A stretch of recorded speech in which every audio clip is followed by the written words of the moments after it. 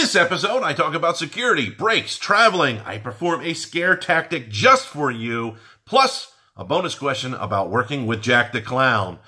All these answers coming up. Hit the button. Let's get started.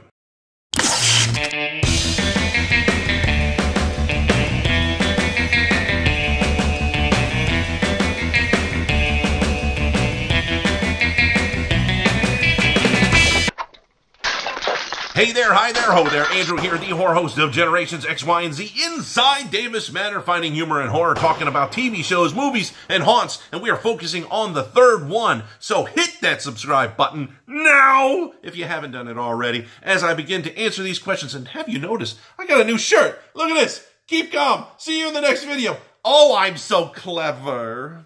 Let's get to the first question. The first question goes to Gordon Farmer, who asks, got a question, what is the organization for brakes and security like at HHM? Great question to start us off, Gordon, and if you don't have any idea who Gordon Farmer is, he has a little bit of history when it comes to haunts in the UK, and he's also one of the patrons of the channel. If you have no idea what a patron is or what a Patreon account is, go ahead and click the link above. You can go to see my page. It's basically a great way to give back, help the channel grow, score some merchandise. Like, oh! Speaking of merchandise, new t-shirt. Keep calm. See you in the next video. Oh, I'm so clever. Anyways, you also have a chance to maybe talk about future videos and help us direction of the channel. But getting into the question here that Gordon has, breaks at Halloween Horror Nights.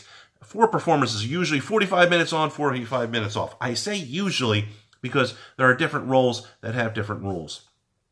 I'm not going to go into all of those. Typically 45 on, 45 off. When it comes to the security question, that's kind of a broad question that you asked, Gordon. So I'm going to answer it with officers.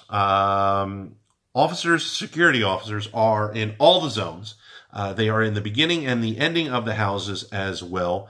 There are plenty of police officers, deputies, Orlando Police Department, sprinkled throughout as well.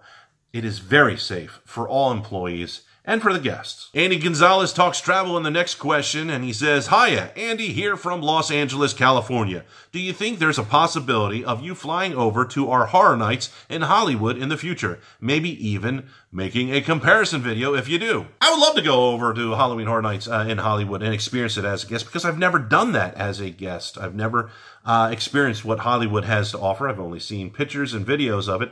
Logistically, right now, I don't see that happening, but who knows what the future holds for me and the channel. David Castillo follows the question about Hollywood with this. Would you ever come down to Halloween Horror Nights Hollywood or Knott's Scary Farm in California? I'm thinking that you meant this as a scare actor, not as a guest, so that's why I separated it from the previous question. But either way, I would love to be a scare actor at Halloween Horror Nights in Hollywood, or Knott's Scary Farm for that matter, not to mention other places here in Florida like Howl-O-Scream or any other haunts that there might be, because I really do love the haunt industry. I'd like to go ahead and further my skills in any way that I can as well. But as far as traveling for work, probably not going to happen. Nick asks, how do you do the scare actor growl purring sound that actors make when they get close to your face? Okay, so let me go ahead and try and perform this here for you as well. What you want to do is take a deep breath.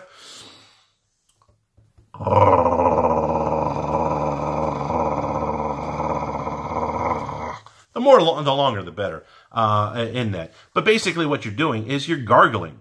You're gargling air. If you've gargled water, you've done this. Just do it without the water, and that's all that is. It's basically vibrating the back of your throat there.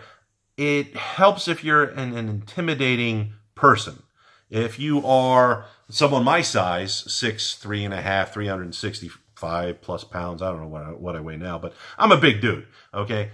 Me coming up to you doing that is intimidating. If you're 4'10" and you sound like a chipmunk in heat, not so much.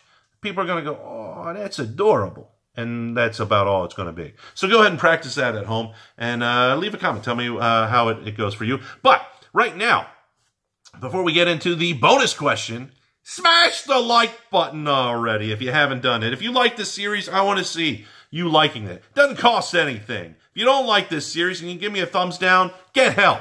You need therapy. I need therapy too, but A thumbs up helps me a lot.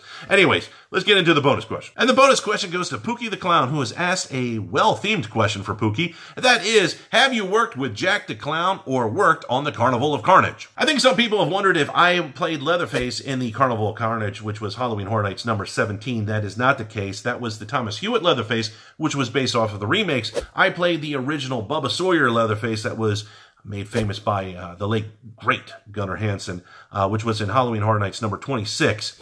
As far as the Jack the Clown question, yes and no. I have worked with people that have played the role of Jack the Clown. I have not worked on a project that had Jack the Clown in it. So you could say, yeah, I've worked with people that have been Jack the Clown, but I've not worked with Jack the Clown. His brother, that's another story. And no, I have not worked with James Keaton, who does the media for Jack the Clown. If you have no idea what media means, that means the pictures, commercials, all that stuff. James is the official Jack the Clown, always will be. An amazing talent. But thank you very much for all the questions that you have asked me. Hit the bell icon as well after you sub. That way you are part of the notification squad and you get notified the moment that I upload. And I will see you in the next video. Oh, look at the shirt!